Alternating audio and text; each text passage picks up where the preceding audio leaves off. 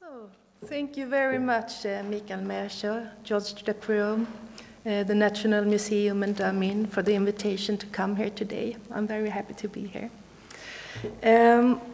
So this is what I'm going to talk about today, and the reason is really this book. And this book was published about a month ago, and it's the latest volume in a series called Sweden's Monetary History. Sweden's Monetary History, Inventory of the Provinces. It's in Swedish, and it's called, in Swedish it's called Myntfynd från Skåne, Sveriges mynthistoria, landskapsinventeringen, and the abbreviation is SML. And so this is number 12 in the series, and I'm going to come back to this several times today. This volume that you can see here is dealing with coin finds from the northeastern part of the province Skåne in Sweden. Based on this specific volume, I want to address two main questions. What can be learned about coin circulation in the period 1600 to 1800 from a total inventory of coin finds in this region? But I also want to present a brief overview of the main Swedish inventory projects about coin finds and their present status, and also reflect on their possible future. Numismatic researchers have long been dedicated to cataloging and registering coin finds. In Sweden, one of the first people to devote significant efforts to such work was the man you can see here, Johan Gustav Liljegren. His ambition was to document all coin finds known to him from Sweden, and he published them in 1830. He was very influenced by the current ideas at that time associated with the Geatish society, Götiska förbundet. It was a time of increased interest in the redemption of all types of historic and archaeological artifacts and finds, and the preservation of ancient monuments. The period is characterized by a huge popular and political interest in history, combined with strong patriotic influences. Since Liljegren, several researchers in Sweden have worked with both small and large-scale inventory projects.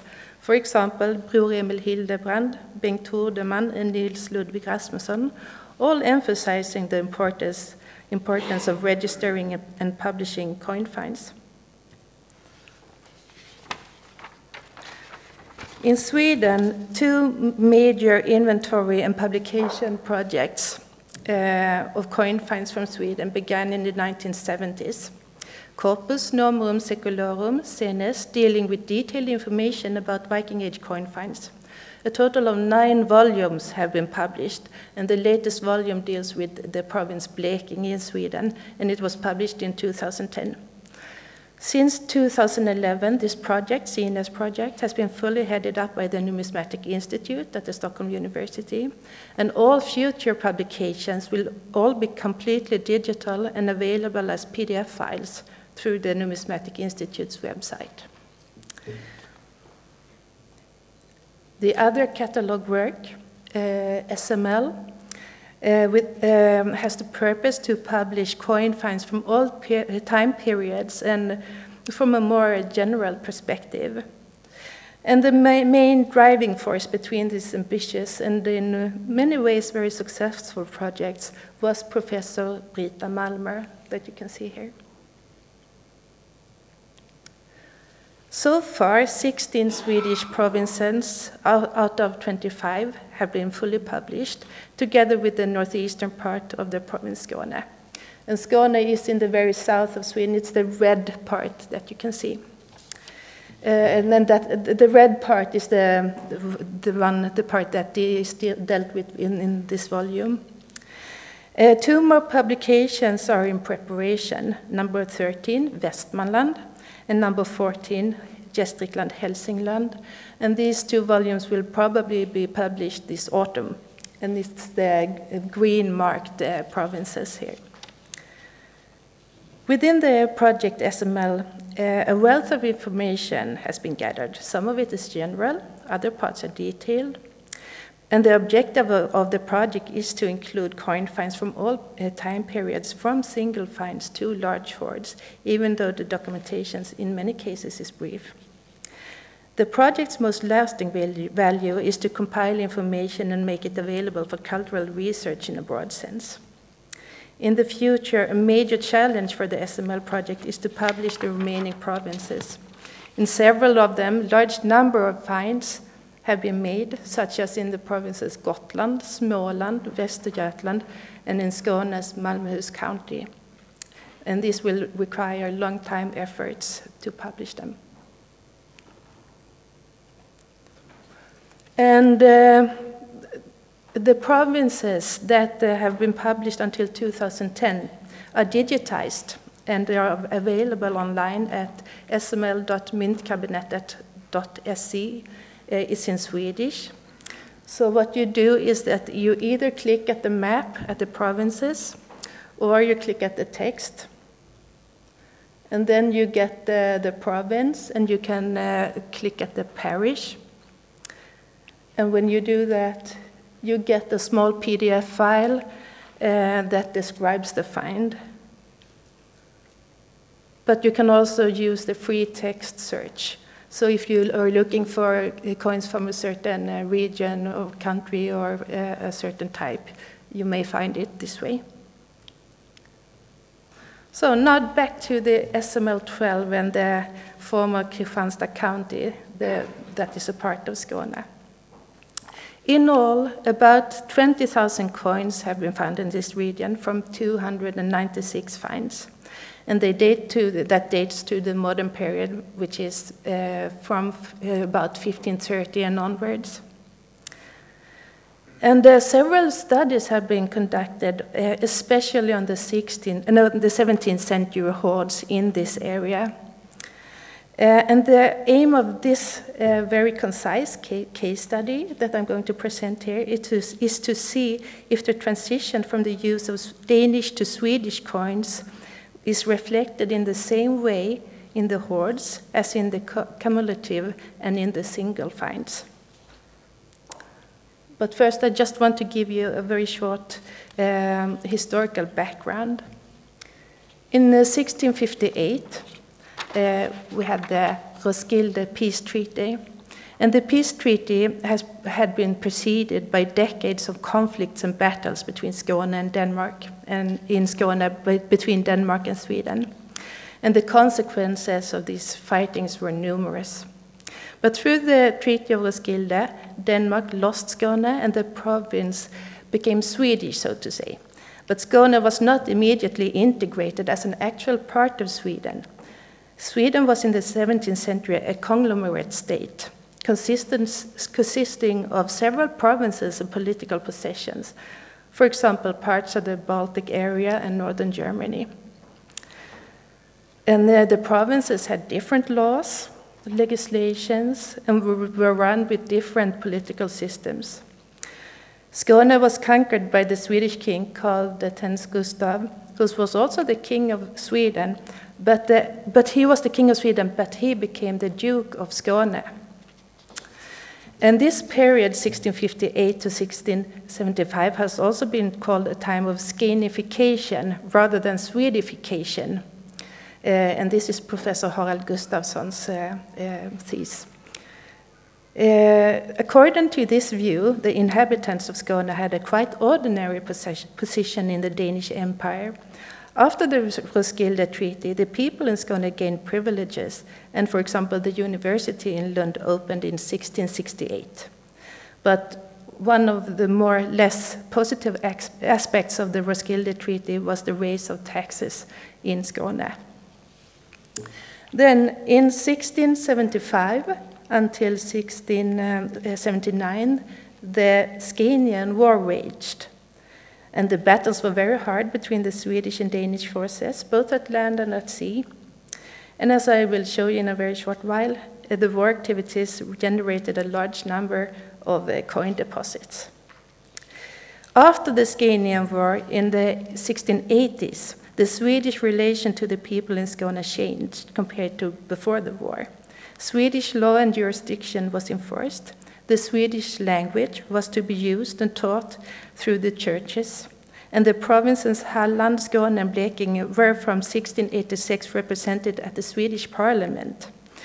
And this was, at this point, it was the formal, definitive incorporation of these provinces into Sweden, to the Swedish kingdom.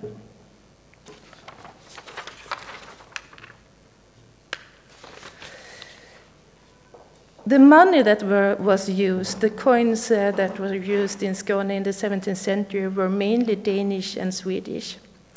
But we also have some finds of foreign thalers that have been found in Sweden, or in Skåne. But the minting in Skåne in the 17th century was very limited within the province. A production of copper or lead coins took place, though, in Kristianstad in 1676 to 1677, at the initiative of the Danish Major General Hans Wilhelm von Merheim.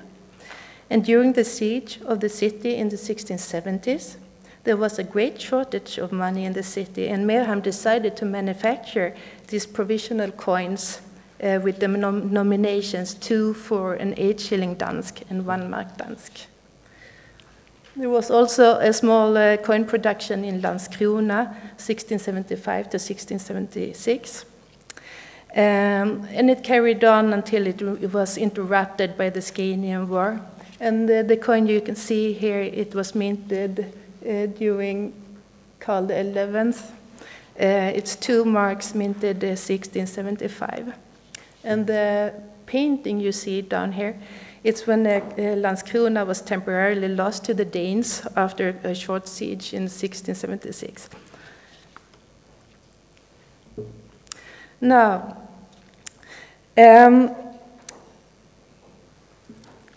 if we look at the coin finds from Skåne and the Kristianstad county from the 17th century, well, researchers have devoted almost all their time and all their attentions to the hoards because they constitute a striking example of the connection between war and deposition in the ground. So we have a lot of hoards and coin finds in Skåne dating to the 16th, 17th century. If you look at this graph, you can see at the decade 1670, there are a lot more hoards during the Scanian War than all other decades. And this relationship between war and increased number of hoards was first recognized by Sture Bolin in his thesis from 1926, in which he put forward the situation in Skåne during the 7th century. And the hypothesis that he constructed based on these hoards from Skåne was then used as basis for interpretation of much earlier periods, including Roman denarii. Here is one of the hoards that is dating to the 1670s. I think it's exhibited at Lund Historical Museum. It was found in 1999. And 10 meters from this hoard, another hoard was found in 1972 that was dating to the same period. And it's very likely that there were twin hoards. And the hoard that Gitte told us about a little while ago, the Tudab, it's the very newest find that can be dated to the Scanian War. So it's included in the same type of hoards. Gitte also told us a little about the Looshult. This was a very specific event of great importance for the many coin finds in northern Skåne. It was the haste in Looshult. In July 1676, a Swedish squad came to the village of Looshult in northern Skåne. The guerrillas attacked and took a large part of the Swedish coins that the troops had brought with them. The Swedish troops fled and tried to take the rest of the money with them to Älmhult in Småland, in southern Småland.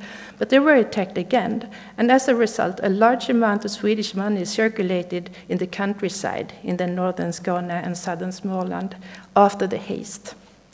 And this is one of the many hoards that is most probably associated with the haste. It was found in 1996 by these happy boys, and it's exhibited at the Royal Coin Cabinet in Stockholm. And it's found close to Älmhult, where the second attack was made. So, if we study the composition of the coin finds and compare the proportion of the Danish and Swedish coins, if you look at this graph, you can see the white columns are Danish coins and the black columns are Swedish coins. So what you can see, it's a chronological order, and you can see the shift from when the Danish coins goes from, or the coin composition goes from being mainly Danish to being mainly Swedish. And in the hoards, this is a graph of the hoards, the shift takes place about here. It's in the 1660s, or rather 1660s, 1670s. So it appears that the Danish coins dominate the hoards until the middle of the 1660s around. And the youngest find that mainly consists of Danish coins is the Björnekulla hoard that dates to 1666. If we compare to the cumulative finds, we have a look at the two largest cumulative finds. The one from the church in Norra Åsum that you have to your left, it consists of 44 coins, and if you look at that, the shift from Danish to Swedish coins takes place in the 1670s, no, 1650s. And the second largest cumulative finds come from the church in Simrishamn. No Danish coins dated to after the 1640s have been found here, and from the 1660s onwards, all coins are Swedish. And if we finally look at the single finds, after 1640, Danish coins cease to appear among the single finds, and after 1640, all coins are Swedish. And this is based on in 45 single finds have been found from the period in Skåne, in Kristianstad County. So, summing up, in this study of the hoard from, Jørgen Sten Jensen has in his very nice study of Buddhahus, the Buddhahus hoard, he has seen and suggested that the gradual transition when the Danish coins were replaced by Swedish coins occurred. So here the interpretation suggests that a period for the time of coins from both countries, perhaps they circulated at the same time. So it was a gradual shift. But based on the case study in this paper, a possible interpretation is that the Danish coins were represented longer in the hoards than in the single and in the cumulative finds. So in the hoards, the shift took place around 1660 to 1670. In the cumulative finds, it takes place about 1650. And also in the single finds, the shift takes place about 1650. And this may be, I think, because the Danish coins were taken out of circulation after the Roskilde Peace Treaty. They were not allowed to be used anymore. So the Danish coins were taken out of circulation, and some of them may have been hoarded because it was not really possible to use them anymore. And it was also a politically insecure situation, so perhaps they hoarded the Danish coins to be able to use them again later if the Danes came back to power. So therefore, the transition period may have been shorter than what the hoards actually indicate. So I'm going to sum up here, and I just want to reflect a little bit about these large catalog projects that were initiated in the 1970s. And since the launch of the SML and the CNS projects in the 1970s, the theoretical perspectives have somewhat altered the questions that researchers and museums ask of collections. There's a greater emphasis on context, interpretation, and meaning. So what role do these old inventory catalog projects play today, and what lies in store for them in the future? There are two main problems or possibilities, depending on how you regard the matters, that no one could foresee when the projects were initiated in the 1970s. The first one is the growth of the material. The many metal detector surveys have changed the fundamentals for cataloging coin finds. We don't have as many as in Denmark, but enough to change the fundamentals. Since the first CNS volume was published in 1975, more than 38,000 Viking Age coin finds Viking Age coins have been found in Sweden. Although it's of course possible to publish later supplements, the many new finds have undermined the idea of an analog coin corpus with a more or less, so to say, permanent value. The material changes all the time. And we also have another matter of importance, and it's the impact of the digital media. SML and CNS projects are, as you see, available digitally. But they have both basically kept their original design and published the information in PDF files. And even though there are many benefits with this kind of digital information, the possibilities to mediate knowledge and research to a wider audience are actually underdeveloped, I think. Many museums have focused on their digital systems on quantity, meaning registering large amounts of material, often based on old sorting and cataloging systems, while qualitative issues have been neglected. And this applies to most museums, including monetary museums and institutions. In recent years, the importance of how we create accessibility involving meaning and pluralistic perspectives it's widely discussed. And I think that catalog works like SML face a great pedagogic challenge in the years to come. They need to continue a high standard of fundamental information gathering, but to stay relevant both to researchers and the general public. It's my belief that it's important to use digital media to create a wider context to the material. Thank you.